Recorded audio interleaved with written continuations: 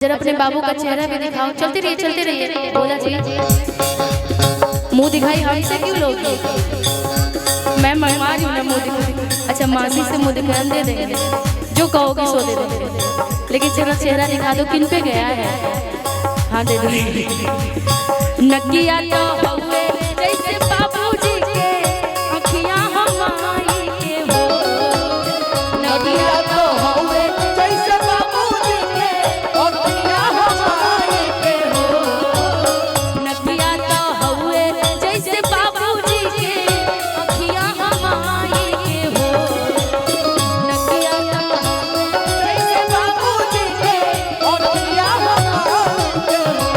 ललना मुहावा ललना मुहावा जनवा शुरू जावत चरोड़ सोड़। ललना मुहावा जनवा शुरू जावत चरोड़ सोड़ भरिए हो।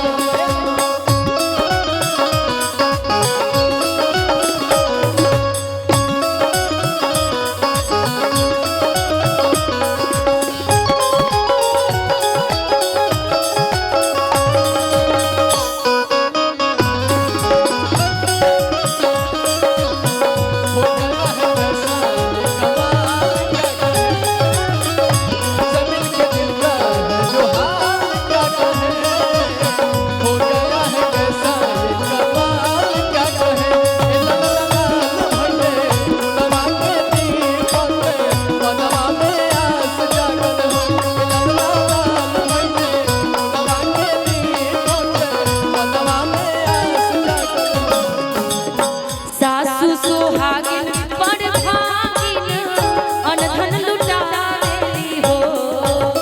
सासु सुहागिन बड़ भागिन अनधन लुटावेली हो।